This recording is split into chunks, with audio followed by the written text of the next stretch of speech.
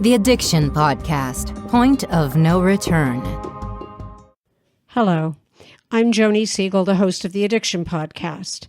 In 2022, over 100,000 people died from drug and alcohol abuse, and that number is growing daily. Fentanyl poisoning, pot, cocaine, heroin, and even psychedelics and alcohol all contribute to this crisis, while we're bombarded with promotions from thousands of rehabs. Newborns are born addicted, and the majority of homeless people struggle with drug addiction. Drug dealers exploit online resources to sell to teens, and antidepressant use is spiraling out of control. This podcast features brutally honest guest interviews revealing harsh realities and offering hope and solutions through their stories. We don't sugarcoat anything. Guests speak raw and real. More importantly, you'll find inspiration to understand, overcome, and achieve recovery, whether for yourself or to help others, some within your own family, many among your friends or associates.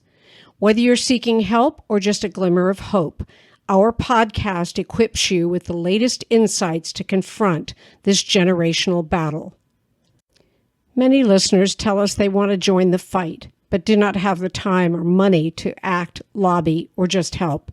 If that's you, go to www.patreon.com/theaddictionpodcast and see how you can help. Laura Stack, mother and founder of Johnny's Ambassadors, which you're going to tell us all about. Thank you for talking to us again today. Thank you, Joni, for having me back. I really appreciate being here. Well, I appreciate you, and I appreciate what you're doing. Much as I hate to ask, there will be people who will listen to this episode who do not know your story. So please tell us about Johnny. Sure. Well, very briefly, my son, Johnny Stack, sadly died by suicide at the age of 19 after becoming psychotic. I want to tell you about an incredible initiative making a profound difference in dealing with drug addiction, the Into Light Project. This national nonprofit organization creates powerful public exhibitions featuring original graphite portraits and heartfelt stories of individuals who have tragically lost their lives to drug addiction.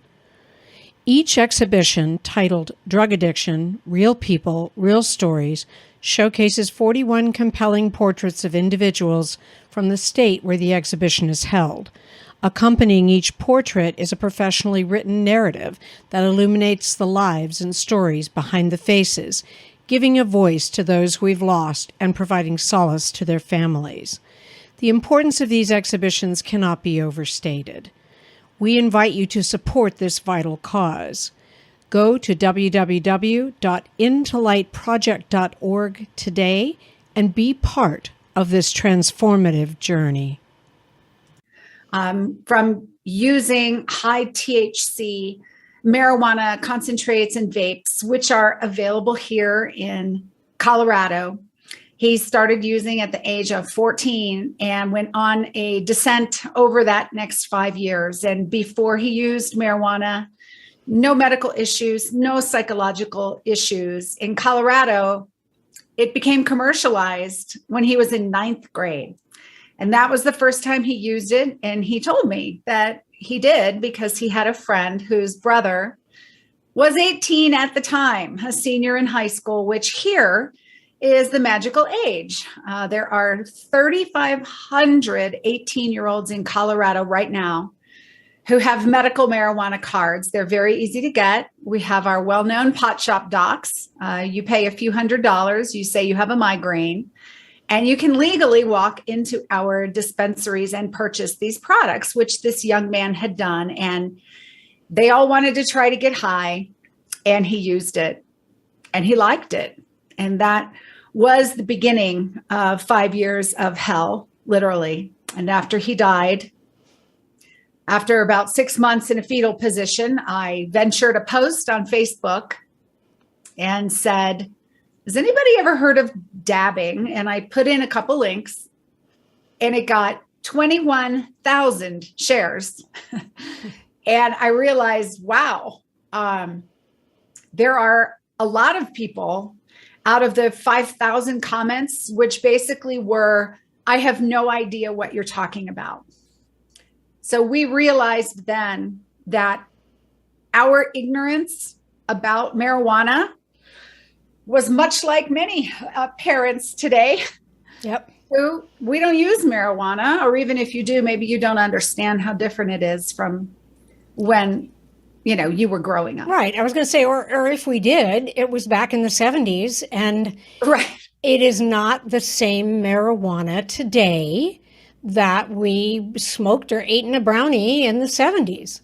No. I mean, I used marijuana twice. When I was in high school, I readily admit that. When I go and talk to students in schools, I tell them that, but I say there's a big difference. When I was 18 and I used it and I didn't like it and I didn't use it again after that, I wasn't in the marijuana culture, so I didn't know how it had evolved. So, I mean, basically, when we were in the 60s, 70s, 80s, 90s, right, you would take a piece of paper, put some weed in, roll a joint, pass it around, you shared it with your friends, and then we all went to Denny's. Like, that's literally the only recollection I have. But the marijuana. I understand. And I didn't smoke. I've always had a very husky voice. And I was very afraid just of smoking that I would lose my voice altogether. So I think that's why I never really got into it. And one time my friends made marijuana brownies. There you go. Well, and back then it probably didn't have a lot of effect. It didn't used to be very addictive. It used to just kind of make, in Woodstock, it was all about love and peace. And it was 2 to 5%. 5% is on the high end of the THC, tetrahydrocannabinol content of the plant, which is that psychoactive part of it. And the botanists got a hold of it because they realized that as marijuana legalization was marching on, people wanted higher and higher levels of the THC, and there used to be an equal amount of CBD, and that was kind of a protective factor in the plant. And so that's all been bred out. And the THC content, unbeknownst to most people, has gone higher and higher and higher and higher. You can walk into one of our dispensaries a couple towns up the road. You can buy 25%, 32% THC flower, right? Which anything over 10% is considered high potency in the research. But not only that, they got real clever and they said, well, why don't we just remove the plant and just use the chemical? So new inventions came about, extractors and ways that you can pour solvents into the plant, like butane, propane, ethanol, and break that THC trichome off the plant, and they toss the plant. So that these newfangled concentrates, the shatters, the dabs, the waxes, the live resins, the sugars, the butters, and even distillates where the oils are then put into very potent edible, anything you can think of, right? Candies and popcorn, and also products. You can take a bath in it. You can inhale it. You can put in eye drops, drops that you put under your tongue, tampons, suppositories. I mean, any orifice, I know, that you can think of. You say tampons, and I go, tampons, oh my goodness, yes. But I guess the body could still absorb it. The body absorbs it through any orifice, and it's incredibly secretive. They can't, there's no smell. They can't tell that you're using it. Those can be quite popular with the high schoolers. Okay, but I'm sorry, I'm stuck on tampons. It's going to take me a minute to wrap my brain around tampons. Every product. And if you've not gone into a dispensary and gone on a field trip lately and seen these things, I highly recommend that you do, because it's shocking. You don't expect a THC oil. One manufacturer is saying that he's created a vape now that is 100% pure THC. So, Joni, these products aren't even in the same category. It's kind of like taking the cocoa plant, making cocaine, and then turning it into crack. Like, this is crack weed. And I could give you some math equivalents to make more sense if you. Sometimes the hardest thing about getting someone into recovery is getting them to agree to treatment. Bobby Newman, a certified drug counselor with 30 years experience and an over 85% success rate as an interventionist, has created a series of 12 videos that you can use right now to learn every step to get your loved one to agree to treatment. Call 866-989-4499 today and say the word podcast to get a 10% discount. Or go to newmaninterventions.com and type in the word podcast for a 10% discount. This service comes with a free 1-hour consultation with Bobby. Many listeners tell us they want to join the fight, but do not have the time or money to act, lobby, or just help. If that's you, go to www.patreon.com/theaddictionpodcast and see how you can help. Oh my goodness. So now I'm going to ask you to try and make sense of something that doesn't make a whole lot of sense. But when Colorado legalized marijuana, it was kind of before a lot of this, right? Well, no, the medical was available in 2000, and that's when the botanists were really cranking up the levels of THC, 10%, 12%, 18%, 20% is now for medical purposes. Yeah. And only, we have 3,500 teens, as I mentioned, 18-year-olds, but only 137 17-year-olds. Wait, so that means in one day, 3,400 developed a chronic and debilitating condition. It's the party drug of choice here. We're not talking about these kids don't have like severe autism and seizure disorders, right? And genuine these kids are on the other end of the spectrum. They're just using it to get high because you only have to be 18, right? And you just make up some kind of medical. Now we've changed some of that with 13, 17. Now there has to be 2 doctors who approve it. We've put some guardrails in place with our recent legislation here in Colorado, but most states don't have that. But do they in any way regulate the amount of THC that can be in? No states do that except Vermont. Vermont's the only state that has a cap on the potency, 30% for flower, and 60% for concentrates, which is still very, very high. Yeah. But that's, as good as they could. I mean, I would take any kind of potency cap, and we're studying that now. There's some research that's going on, and we will be back, our coalition, with the next legislative session with trying to get a potency cap put through, because the Constitution is silent on the potency. And I think that's where we can really bring it down, because right now there's no limit. It's not regulated. It's perfectly legal to create 100% vape, but these kids have no concept of old weed and newfangled weed, right? And today's kind of extreme weed. When you smoked a joint back in the old days with combustion, it's 3 to 5 milligrams of THC. So today, when one serving of an edible is defined as 10 milligrams. So that's like smoking 2 whole joints. Just a little, like a gummy bear is 50 milligrams. So 10 milligrams would be like the ear on a gummy bear. So it's hard for and you need a handful of gummy bears. So. Exactly. There's one box of gummy bears that is 10, that's 1,000 milligrams of THC in the box. You're just like, what? And that's how they are. And they can legally sell it. Legally, if you have a medical marijuana card, you walk in and you can legally buy anything in that dispensary. And let me just point out that if an 18-year-old has a medical card and goes in and buys a box of gummy bears, if he's got younger brothers or sisters, I'm just saying. Oh, well, that's how Johnny got his. They sell it to the younger kids. I mean, in Colorado, 1 in 10 of our middle schoolers is addicted to marijuana. There are siblings, 1 in 10 of your middle schoolers are addicted to marijuana. Colorado, yeah. You are listening to the Addiction Podcast, Point of No Return. For more information on the podcast, or to reach out if you have a story you would like to share with us, go to our Facebook page by the same name, or you can email us at theaddictionpodcast@yahoo.com, or go to our website, theaddictionpodcast.com. And please remember to subscribe to our podcast wherever you listen to podcasts and give us a 5-star review.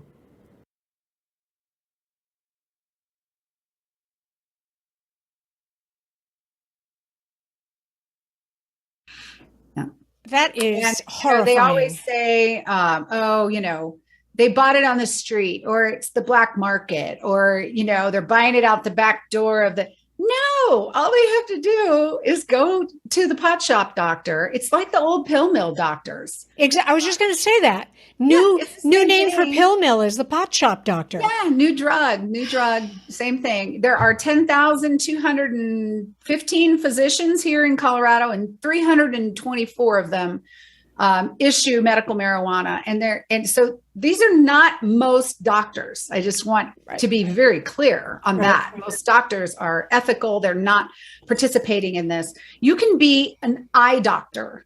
You can be an orthopedic. You can be a dentist. Any kind of doctor can give these medical marijuana cards, and all the kids know who they are. I mean, our high school here up the road, they can tell you in 5 minutes who has the medical marijuana cards, and they're the drug dealers. I know because it was on Johnny's phone when he died. We have a friend who's a cybersecurity expert who helped us get into his Snapchat. And there's a section that says for your eyes only, that's passcode protected, but we were able to get in, and we saw all of his drugs that he was dealing legally purchased in the dispensary. Wow. Yeah, it's a sad state of affairs. So that's, really what we're trying to do at Johnny's Ambassadors is, and our mission states that, to educate parents and teens and communities about the dangers of today's high THC marijuana on adolescent brain development. That's the piece that people don't understand. And mental illness and, sadly, suicidality, a 5-fold increase in psychosis and a 7-fold increase in suicidality with youth who use at a young age. It's absolutely horrifying. And it's not fully confronted until someone loses their child like you did. And then sadly, it's like, oh my goodness, The parents don't think it's addictive because they, we grew up with these old perceptions of, it's just weed and I used it and I'm fine, right? And they're totally wrong because they're not educated. How do I know that? I wasn't educated. I said the same thing to myself in my head when my son told me he'd used it. That was my, thank God. It's just pot. It's just weed, right? And you get this reefer madness and people just saying completely ignorant things because they haven't taken the time to understand the potency, the differences. They don't understand the endocannabinoid system. They don't even know that THC mimics our natural endocannabinoid called anandamide, and that it changes the development of adolescent brain in the prefrontal cortex.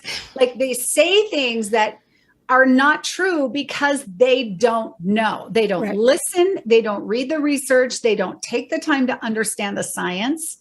And that's what we're really trying to get the word out about, is to sound the alarm. It's age of onset, frequency of use, potency of what's being used. That is the trifecta. And there are a lot of kids in that danger zone right now. Wow. Are you seeing at all fentanyl being introduced? There's been some reports of that, and that's something the industry wants to use. Like, oh, well, you must have gotten some bad pot. Oh. And it's like, no, there have been isolated confirmed incidents in just a few states of some fentanyl in the marijuana. And of course, we're watching that. But Johnny had no other drugs in his system. His diagnosis was THC abuse severe. The nanograms per milliliter in his blood and all his mental hospital stays were just off the charts from all of this dabbing. And, dabbing didn't even exist when I was a kid. I didn't even know what dabbing was. I don't know what it is. I think you may have explained it the last time, and I can't remember what it is. Well, it's when they extract the THC and they distill it into products that are very high potency, 80, 90% THC. So it's called dabbing because you just literally need the pinhead, the size of a pinhead, like a period on your computer. That's a serving size. It's a dab. And you get something really hot. If you Google marijuana dabbing rig, you'll see some photos of this, but either a banger or a spoon or a nail, you have to heat something up to red hot with a butane torch. They also make pens, dab pens, wax pens. Some you have to fill, others are carts because they have the heating element inside it and they take cartridges. So they're pre-filled vape pens, but you have to have something really hot that vaporizes that chemical. So dabbing refers to inhaling the vapors of a very concentrated marijuana product. There's no plant matter, right? So there's nothing organic in a dab. They're made in a lab. So when people go, oh yeah, but it's a natural healing plant God gave us. It's like, what are you talking about? These things do not exist in nature. This is all done artificially. Right. And when you bring that up, you bring to mind too, it makes me think of like methadone, for example. Like heroin actually is organic if you want. I'm not promoting heroin. So but is cocaine, so is poison ivy. But methadone is a chemical. And so it has a half-life in the body. And so trying to detox someone from methadone is way harder. This is all the people we've talked to who work at rehabs. It's way harder and longer and more painful than detoxing someone from just heroin. So you got to figure that the same thing happens with this dabbing and this synthetic marijuana, if you will. Well, it's not synthetic. It's not synthetic. Synthetic means that it's actually created in a lab. Okay. That's K2 spice. Okay. That is a full agonist on the CB1, cannabinoid 1 receptor in the brain. It's an identical fit. It exactly mimics anandamide. Okay. THC is a partial agonist. The bottom of the molecule of the THC and the anandamide are identical. The tops are not. Okay. But it's enough that THC is allowed to bind to that receptor, which keeps the anandamide from being able to bind, downregulates it, decreases the production of your own natural feel-good endocannabinoid called anandamide. So you feel really bad. So you need more THC just to feel normal. And this is how the addiction forms. And it is listed as an addiction, cannabis use disorder, in the DSM-5, which many people say it's not addictive. But this last revision, it was added. Okay. It is an addiction. So there you go.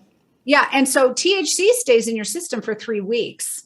And 3 or 4 weeks. So it's fat soluble. So your point about heroin and methadone is really important because teens think, oh, well, I only use on the weekend. Well, if you only use on the weekend, the THC has never left your body. Right. So you are addicted to it and you need to go a month without using THC. And it comes with its own set of the CWS, cannabis withdrawal syndromes. It's very hard. It is very hard.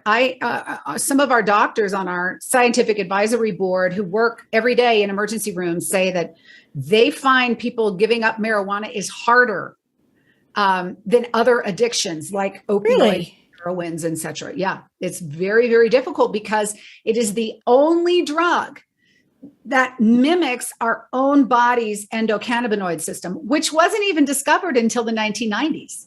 Wow. This receptor, they were trying to figure out, how does THC actually make people high? We have opioid receptors. We have a lot of, different receptors, but this one was discovered more recently. And people used to think it was, endorphins, which is the opioid receptor when you feel good, but it wasn't. It was anandamide, which is a Sanskrit for pure bliss. That's like when you get the runner's high, right? That's the chemical that's released. So no other drug does this in the body. And because there are so many receptors rich in the prefrontal cortex and in the cerebellum and the amygdala and all other places where it binds, it causes huge, huge problems in teen brain formation. And so just like I've said about other drugs, whether it's prescription psychiatric medications, whether it's heroin, whether it's opioids, if you're going to take these drugs, and this is to the audience, not to you, Laura, if you're going to take these drugs on a regular basis, you're playing Russian roulette with your life. Yeah. 1 in 6. With your mind and your life. Will be addicted. 1 in 6. And in teens, it's 1 in 2. So half of all the teens who use every day, because they're priming their brains, which are still organizing, pruning, myelinating. They're changing the normal development of their brain. And so 1 in 2 who use every day will have a cannabis use disorder. And so parents, if you have kids, do you want your child to be in one of the two?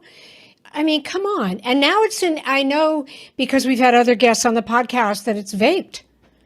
Well, yeah, that's the distillates. They distill, it's like in vodka, to distill something 5 times, for example. And, that just means to make it more pure. Right. So they take the raw wax that they extract, and maybe that's 60% when it comes out, like butane hash oil. But they can further distill it into products, distillates, the vapes. That can be nearly pure. One manufacturer is bragging he has a 100% pure THC vape. They can be 30%, but they can be 60, 80, 90, near 100% pure THC. And the teens are like, oh, mom, I'm just vaping, right? And mom is thinking nicotine, Juul, right? And instead, it's not as bad as smoking a cigarette. No. Oh. Well, think about if your kid got a hold of an 80% vape, okay, and they bought a cartridge pre-filled, which is a gram. Right. That's 800 milligrams. Okay. When you do the math, 80% a gram, 800 milligrams. And let's say the manufacturer said there are 200 servings in this vape. So that's about 4 milligrams every time the kid hits it. And they describe a puff as this. That is not how the teens hit it, right? They do this like these really huge inhales of the vape. So let's say it's like 5 servings. So you're getting 20 milligrams of THC every time you hit it. But guess what they do? They do it when they wake up, on the way to school, before class, after class, before lunch, after lunch, right? We got a photo from a mom a few weeks ago whose kid had laid out 1 cart for each day, 800 milligrams a day. And he was in an emergency room with an acute psychotic episode. So the kids just become more and more and more dependent on it. The CB1 receptors are downregulated, hidden, and then killed off. There's less anandamide. You need more THC, and it becomes a train wreck out of control before the teen even knows what's going on. The kid was talking about, he was married. He was the best stockbroker in the world. He was 17 years old. Just these incredibly delusional thoughts that these kids start getting, really paranoid. Like Johnny used to think the mob was after him. We're like, the mob? We live in Highlands Ranch, Colorado, right? And he would say that, his phone was listening to him. He was just so paranoid.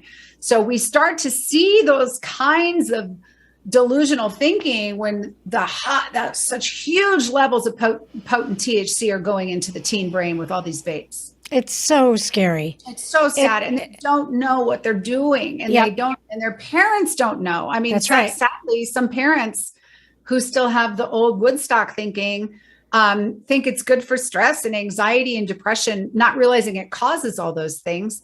And they buy it. Yep. I have had so many parents who are so embarrassed to say, oh my God, I didn't know anything I've learned from Johnny's Ambassadors. And I have purchased marijuana for my child and unwittingly caused psychological problems. So now they're in recovery and they have to go to centers, to detox, and then a 90-day inpatient rehab, and then a sober living. And it's just a disaster of epic proportions. Wow. So tell me some of the initiatives that Johnny's Ambassadors does. Tell me some of the activities that you guys are doing. Well, I mean, right now we're just trying to create a pretty much a grassroots movement of people who are willing. We call it each one, reach one. We have 7,500 ambassadors now on our mailing list, and we do things as simple as putting on a post on Facebook and asking them to share it, right? That's a way of you helping to educate other people about the harms of youth use. And we don't deal in adult use, not just because the brain is formed at 25, but because, there is this onward legalization march, and we don't get involved in policy and that end of it. We're really focused in education and prevention and awareness. So we're trying to get people to help us raise awareness.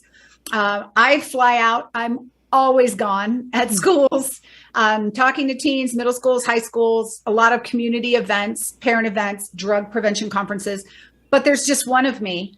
Yeah. So now we're trying to get an army. We have 63 trainers so far. Wow. And I send them my PowerPoint, my curriculum. I ask them to go out. So school resource officers, health teachers, anybody who is willing to add in their lesson plan a module on youth marijuana prevention. We send them materials. We have a new online community. We have about 250 people in there right now who are into prevention, who are prevention professionals, who are engaged in trying to reduce youth marijuana use in their communities. They usually have drug-free community grants. So they're already engaging and off on their own. But it's mostly us creating educational materials that we're trying to get into the hands of people. We have 75 hours of videos on our site with cannabis experts, researchers, doctors, psychiatrists, drug experts, chemists, DEA, all trying to educate. And it's with the whole purpose of trying to get above the noise of the industry with the false narratives that are out there that people are believing, and the celebrities and the new lines of this and that. And it's safe and natural, and hey, it's legal, it's fine. And so we really just have to yell a little louder than they do. Yep. And that's really what we're trying to do. Here's the research, here's the science, here's the truth. Yeah, argue with that if you want, but here's the truth, here's the science. Yeah. And it's not a scare tactic. I don't go around like, oh, my kid died and so will yours. I mean, very few teens who try marijuana will die by suicide. Right. It is a risk, a 7-fold increase. And the National Institute of Drug Abuse, NIDA, just came out with a statement. They studied 280,000 18-year-olds, and it says right on their website, cannabis use was associated with increased risks of thoughts of suicide attempt, and sadly, suicides. Suicide is the #1 cause of death in Colorado for youth ages 10 through 19. Some people don't know that. They don't know that 51% of them have THC in their toxicology report. When they die, very few have alcohol. It's just one of these things that people don't understand. If this continues, we will lose generations of teens to addiction, to mental illness, to psychosis, and sadly to suicide. So, wow. And so I know your website is johnny'sambassadors.org. And I explained to people in the intro, it's JOHNNYS, Johnny's Ambassadors. 2 N's, yes, and no apostrophe, because websites don't take apostrophes. Right. So it's grammatically incorrect, but Johnny's without an apostrophe, ambassadors, and 2 S's. So 2 N's and 2 S's. It's a little hard to spell. But an ambassador is one that goes out on behalf of, right? And that's, we need a lot of ambassadors. And Johnny, luckily, my son had a very generic name, because people use that term all the time. Little Johnny went to school, right? Yep. And so it's really all of our teens. It's to protect all of our young people who are using in college. I mean, young women's brains don't finish forming until 25. Young men now, experts say 28. Wow. Yeah. And so if you put THC into these receptors, only drug that affects it is cannabis. That's why they're called cannabinoid receptors. It alters the development. The MRIs actually show 5 years in between ages of 14 and 19, 800 kids, they did MRIs. And they showed that the more they used cannabis, the thinner their prefrontal cortex was. Wow. Memory, IQ, attention, right? School dropouts. Colorado is 8th from the bottom in high school graduation. It's not a coincidence. Wow. And on Facebook, it's Johnny's Ambassadors as well, but there you can use the apostrophe, right? Yes, just look up Johnny's Ambassadors at Facebook. We have probably 2,200 now on Facebook. They're very active, but we also have a private group. And if they have a child, it's called Parents of Children with Cannabis-Induced Psychosis. And sadly, there are 250 right now in the US whose children are hospitalized with cannabis-induced psychosis. So we have a separate support group for them. They have their own private community on our online community. They talk about their kids, facilities, medications, doctors, addiction. Some of them are 3 and 4 times hospitalized with psychosis and continue to go back to marijuana, and they have to be sober if they have a psychotic episode to let their brain heal. So they have a separate group. And then sadly, we have a group of those who have died by suicide. It's amazing how many people realize, wow, I'm not alone. And that's a nice feeling when you've had this happen to you. I think it's huge. And I think you also give people something they can do. Yeah. You know, we've had other individuals on the podcast who have lost their children, and you know, there's a local couple who lost their only son to an overdose, and what did they do? They started a foundation, and they fund education and music education, and they pour their hearts and souls into doing good for others. And what else? What's the alternative? You cry for the rest of your life. Like, exactly. You have to decide at some point, if you're going to use it for good, or if you're just going to be silent, which is what the industry wants you to do. They just want you to clam up and be shamed and be silent. And obviously you were a horrible parent, and that's all. That whole stigma is. Yeah, obviously it's all your fault. Oh yeah, of course. I'm not, and that is a complete bullshit statement I just said. Well, I was making a joke, you know it, but it's like people think it can't happen to them. And we've talked about this over and over again. If you think that just because you do well and you've got money and your kid's in a private school that they're never going to try drugs, you need to think again. Yeah. And you think they won't smoke pot? It's like you are dreaming. Okay. They're fooling themselves. They are. And so many people have their head in the sand, and they don't even know their kid is using under their nose. And they're like, oh my, you wouldn't believe, well, you probably would believe the things that people tell me. They're like, well, that would never happen to my kid, because my kid, we go to church, right? And we're Christian, or we go to temple. And it's like, my kid loved Jesus. Right? Yeah. Good kids make really bad choices. I mean, we taught Sunday school as a family, 4-year-olds for many, many years. He had a real heart for the homeless. I mean, this kid grew up in Bible Blast and Awana and youth group. I'm like, what? You think because you raised your child a certain way that they're not going to become addicted to drugs? You've got another thing. And then they say, this one I love. Well, that would never, my kid has a straight A's. My kid has and I'm like, Johnny got a perfect SAT score in math, 800 out of 800. And he had a 4.0 high GPA all through school until his senior year of high school. They can absolutely keep it together and still be addicted to drugs. So don't fool yourself. It's just not true.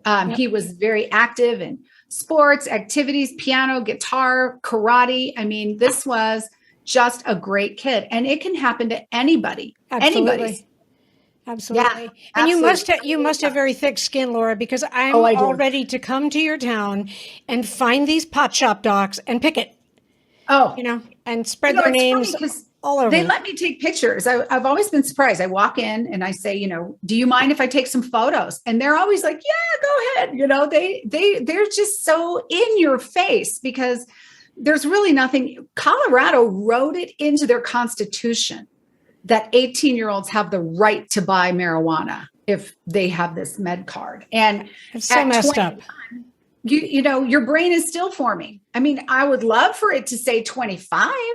But of course, nobody is going to listen to the science, right? Yeah. Nobody ever does. It's all about the money. It's all about the money, Laura. Oh my God. When you talk about politicians and the laws they pass, it is all about the money. It is all about the lobbyists.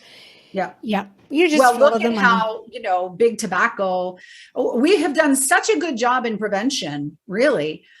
Kids think tobacco is more harmful than marijuana in the research, and it just makes me fall over. And so now all the big tobacco companies, they're not making as much because people aren't smoking. So now they've just bought up big marijuana, and we're just going to go through the same song and dance and marketing pitches and targeting of teens and all that we went through with cigarettes.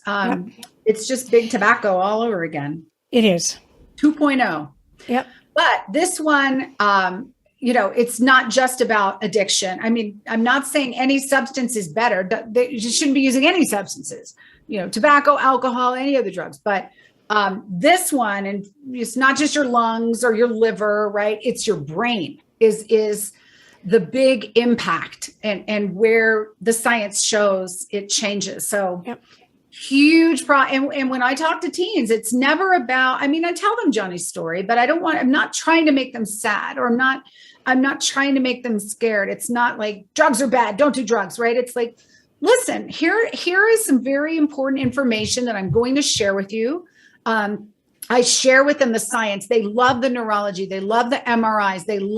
They want someone to tell them why. Yeah. I shouldn't use THC. And if you do that and you're respectful and you talk to them like a normal person and say, as you're making your choices in the world, I can't keep you from using this, but here's something that you might want to consider. Keep it in mind. It's really been a good approach. And I think if parents would educate themselves, have these very important conversations at a very young age, starting at 8, 10. I mean, we're talking middle schoolers are addicted. Yep. Right. And ask them, what do you know about marijuana? Have you ever heard of dabbing? I'd never even heard of this, right? Admit that you're human as a parent and you didn't know it all and that you've changed your mind. Yep.